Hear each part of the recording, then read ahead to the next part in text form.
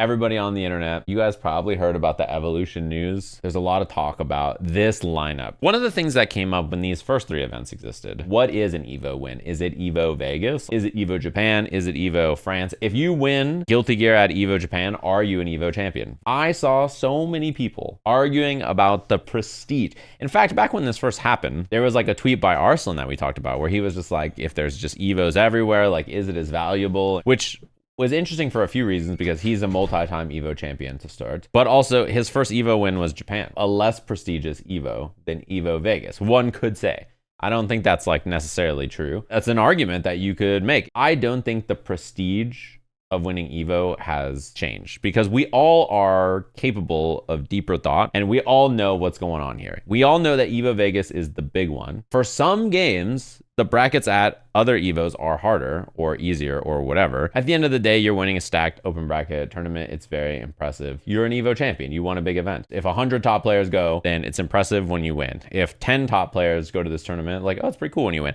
If there's 1 top player at a tournament and you win, well, yeah, you probably should have won. And people are going to be less impressed. You know, people can use their brains and think about these events and value them in a way that makes sense to them. And like, you just look at who goes to an event and like the win makes sense because of that. You know what I mean? Like, it's not hard to weigh the competition or the field. So it's a completely pointless conversation. When you look at all these new places that have EVO, all the people who can go to these new events maybe couldn't even have gone to this event anyway. And some of them will do better or will have placed higher because they have access to an event in their locale. And importantly, they're going to be the biggest, most important events for these regions generally. Am I sad for you getting all these events everywhere? No. It is a dream opportunity for many people in many of the regions where this event will open up. I realize how sick it is that you have an EVO in your location now. I totally sympathize when you think about why EVO is heading to all these places on the planet, and you start to do some deductive reasoning on the goals of EVO heading to all these places on the planet.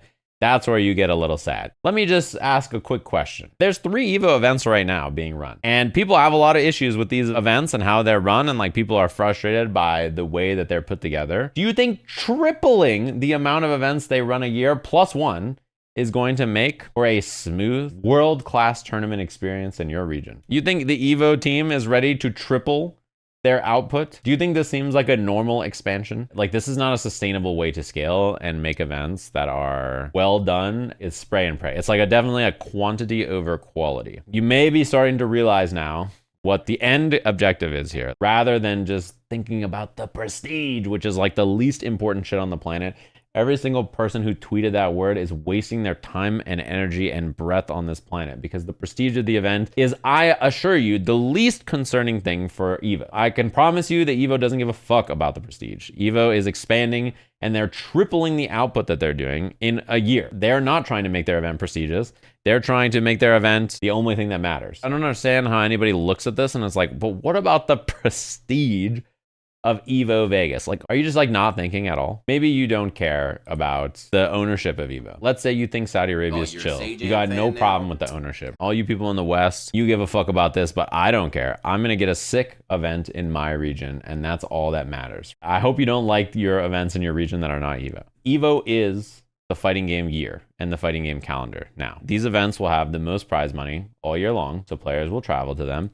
And these events will be the tour stops. And you may be like, well, I have some other sick event in my region and I'll just go to that instead of going to EVO, whatever. That's awesome. And you should go to the events in your region. But the top players or competitive players from your events will likely focus on going to big EVO events over whatever that is. For example, I don't know if you guys looked at the calendar on when EVO France was last year in October.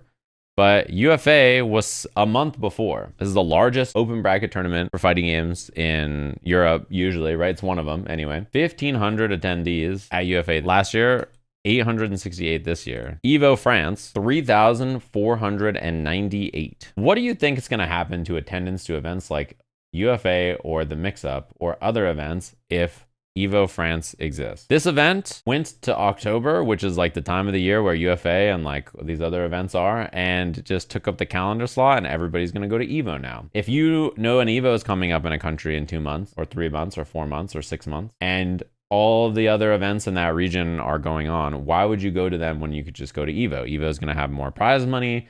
EVO is going to be the tour slot. If they still had Seam, for example, or if you're running something in Brazil, like comparing it to Battle Coliseum or any events in South America, just as a whole, same thing with China, the Middle East, Mexico, Morocco, etc., right? These events will be the largest per region. By nature of it being the EVO brand, a lot of people want to go. They're going to be tied to every single tour. They're going to have large prize pools to draw out all the competitive players. And you may be like, who cares? Because we're all making more money, right? Isn't that what you all want?